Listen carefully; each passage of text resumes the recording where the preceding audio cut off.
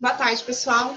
Bom, vamos continuar então o nosso capítulo, aquele capítulo que é imenso, que fala então dos deuterostômios parte 1, né? Então ontem a gente viu até os peixes cartilaginosos. Hoje vamos continuar então falando um pouquinho agora sobre os anfíbios, né? Então os anfíbios é essa classe que começa a sair da água, né? Então quando você chega perto de riachos, lagoas, açudes, banhados ou qualquer área alagada, é bem comum a gente conseguir escutar os sons desses anfíbios, como sapos, rãs e pererecas. Mas por quê? Porque os anfíbios, eles ainda têm uma vida dupla, tá? Porque essa palavrinha anfíbios, ela é de origem grega e tem realmente esse significado, vida dupla, tá? Por quê? Eles já saíram da água, mas eles dependem totalmente da água para a sua reprodução, tá? Então, eles são animais capazes de viver no ambiente terrestre, na fase adulta, mas dependem da água para fazer a sua reprodução. Na evolução da vida do nosso planeta, né? Então, os anfíbios foram os primeiros vertebrados a ocupar esse ambiente terrestre, embora eles não consigam fazer isso efetivamente. Por quê? Além de possuírem uma pele muito fina, que não protege esse animal da desidratação, então eles desidratam com muita facilidade, né? Eles colocam ovos sem casca. Então, os ovinhos deles ainda não têm uma casca resistente. E aí, se ficam muito tempo fora da água, eles acabam ressecando e perdendo a sua vitalidade. Então, eles precisam colocar os ovos na água ou em ambientes bastante úmidos, tá? Então, esse grupo de animais, ele não é independente da água, ou seja, ele ainda depende totalmente da água, já que a sua vida larval e também a sua reprodução acontece dentro da água, tá? Vamos falar então um pouquinho da cobertura e da temperatura do corpo, tá? Esses animais, eles não possuem pelos nem escamas externas. Então, eles têm uma pele lisa, tá? Totalmente desprotegida. Então, eles são incapazes de manter a temperatura constante do seu corpo. Por isso, eles são chamados de animais pecilotérmicos, ou seja, ainda são animais de sangue frio. Por quê? Porque eles não conseguem ainda, como nós, mamíferos, manter a temperatura corporal constante, tá? A pele dele é bem fininha e rica em muitos vasos sanguíneos e em glândulas, tá? Então, ele tem uma pele extremamente fina e vascularizada, com presença de muitas glândulas. E através da respiração, lhes permite, então, a presença a possibilidade, na verdade, de absorção de água.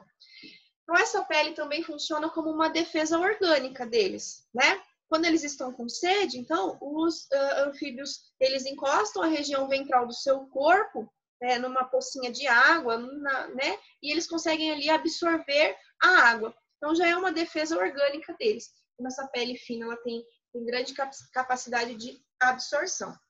Na sua pele, então, existem dois tipos de glândulas. Então, ele tem as glândulas que a gente chama de glândulas mucosas e tem as glândulas que nós chamamos de glândulas serosas. As glândulas mucosas, elas produzem muco, tá? Para hidratar, umidificar a pele desses anfíbios, principalmente. As serosas produzem veneno, tá?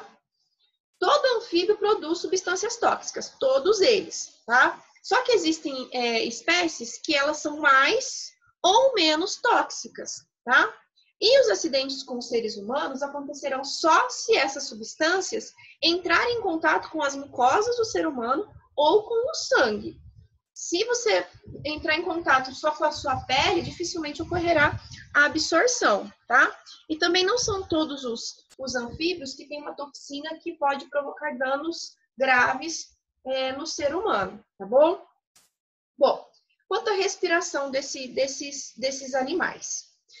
Como ele tem uma vida aquática ainda, a fase larval dele é aquática, então nessa fase da vida larval deles, esses anfíbios eles vão respirar por brânquias, como os peixes. Então, eles têm respiração branquial na fase larval. Quando adultos, eles saem da água e vão para o ambiente terrestre, então eles vão realizar respiração pulmonar. Só que, por que eles então têm uma pele fina, umidificada, que faz difusão de gases? Porque os pulmões deles ainda são muito simples, são muito rudimentares. E tem uma superfície de contato bem deficitária ainda, bem deficiente, para fazer todas as trocas gasosas. Então, a gente fala que a respiração pulmonar desses anfíbios ainda é pouco eficiente, não tem uma eficiência muito grande, tá? Então, o que acontece? Ainda é muito importante a associação da respiração pulmonar com a respiração cutânea. Então, o processo de troca gasosas ainda acontece com o meio ambiente através da pele por difusão. Então, a respiração deles acontece na fase adulta pelos seus pulmões, que são ainda rudimentares, e com a ajuda da respiração cutânea pela sua pele fina e umidificada, tá?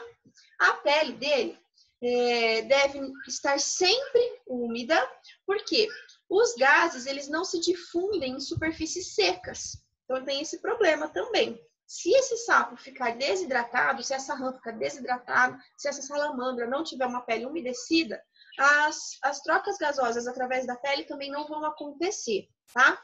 Então as paredes das suas células, elas são muito mais finas nas células superficiais da pele ali, exatamente para quê? Para permitir essa passagem dos gases, o oxigênio da atmosfera para dentro dessas células, tá? Então, a pele dos anfíbios, ela é muito vascularizada, para quê? Para permitir essas trocas gasosas, né? A gente sabe que eles já são animais que têm um sistema circulatório que vai estar fazendo a circulação dos gases e também dos nutrientes, ok? Então, só para a gente fixar a respiração desses animais. Vida na fase larval, que eles vivem dentro da água, acontece pelas brânquias. E na fase adulta, que esse animal ele tem uma vida terrestre, então ele faz a respiração parte pulmonar, parte cutânea, tá? Então, as duas associadas complementam essa respiração desses animais, tá? Quanto à nutrição, a digestão e também a excreção desses animais. O que a gente tem aqui de importante quanto a isso, tá? Na fase adulta, que eles já estão no ambiente terrestre, né? Eles já saíram da água. Então, esses anfíbios, eles são carnívoros.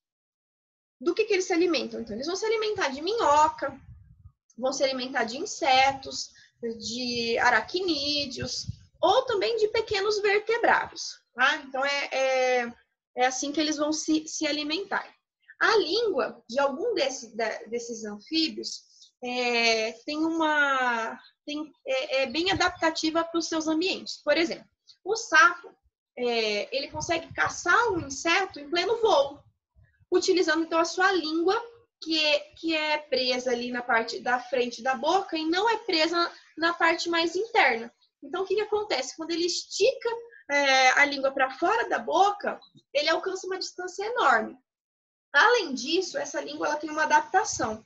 Ela é bem pegajosa, bem grudenta, e isso faz com que facilite com que a sua presa grude na sua língua. Então, quando essa língua é lançada fora da boca, ele pode pegar um inseto só pelo fato dele passar perto do muco, ele já está grudadinho ali na sua boca, tá? Depois, uma outra característica que eles já possuem, então, nessa classe, é que eles possuem um estômago já bem desenvolvido. E o intestino deles termina numa cloaca, não num ânus, tá? Então, eles têm um estômago mais desenvolvido do que a gente viu anteriormente lá nos peixes. E o estômago dele, o intestino dele vai terminar numa região chamada cloaca. A cloaca, o que é diferente, então, do ânus? Porque a cloaca normalmente é liberado também urina e os ovos, tá? Ele já tem as glândulas, como nos mamíferos, glândulas presentes, o fígado e o pâncreas. Então, ele já tem essas duas glândulas associadas a esse sistema digestório, que já vai ter também aquelas funções de produzir enzimas para ajudar na digestão dos seus alimentos, tá? E ele tem ele produz uma substância que é capaz de digerir a casca dos insetos. Lembra quando a gente viu os insetos, que a gente viu que eles tinham um exoesqueleto formado por quitina? Eu falei que quando a gente pisa no inseto, a gente sente aquele crepe, porque a gente quebra esse exoesqueleto. Então, esses anfíbios, eles têm a capacidade de produzir uma substância que que consegue digerir essa casquinha dos insetos, tá? Bom, e quanto à excreção, né? Então, ele já tem rins, tá? Ele já tem um par de rins. E já produz urina em quantidade bem abundante e bem diluída, tá? Então, se há bastante água na urina, em relação às outras substâncias que a formam, então a gente sabe que já é uma urina mais diluída, tá? Bom, a gente viu anteriormente nos peixes que ele já tinha uma circulação fechada, né? Aqui também. Os anfíbios também têm uma circulação fechada, só para relembrar o que é uma circulação fechada. Que o sangue circula dentro de vasos sanguíneos, né? Então, o sangue, ele está circulando dentro de vasos, não escapa dos vasos sanguíneos. E como ocorre ainda a mistura do sangue venoso, que é aquele sangue rico em gás carbônico, com o sangue arterial, que é o sangue rico em gás oxigênio, a gente fala que a circulação desse grupo de animais é do tipo incompleta, assim como nos peixes, né? Então, é uma circulação fechada e incompleta, tá? O coração dos anfíbios já é dividido em 3 cavidades, diferente dos peixes, que a gente viu que era dividido em 2 cavidades. Então, aqui nos anfíbios, eles já têm 2 átrios e um ventrículo. E é no ventrículo que ocorre essa mistura de sangue arterial com sangue venoso. Mas o sangue já passa 2 vezes pelo coração. Então, a gente tem uma circulação do tipo fechada, incompleta, mais dupla, tá? Então, já tem essa característica de fazer circulação incompleta, fechada e dupla. Fechada, porque não sai dos vasos sanguíneos, circula somente dentro de artérias e veias. Incompleta, porque tem mistura de sangue arterial com sangue venoso. E dupla, porque passa 2 vezes pelo coração, tá? Lá nos peixes, a gente viu que era uma circulação simples, que passava apenas uma vez pelo coração. Bom, quanto à reprodução desses animais. Primeiro, eles precisam da água para se reproduzir. Então, o local para a reprodução desses anfíbios vai variar entre as espécies, mas tem que ter água, tá? Então, pode ser uma simples pocinha transitória ali formada pela água da chuva, pode ser um rio, pode ser um lago, pode ser um açude, pode ser qualquer região que tenha água, tá? Desde que seja uma pocinha de água num solo úmido, já é suficiente para que ele possa colocar os seus ovos. O acasalamento da maioria desses anfíbios, então, vai acontecer na água.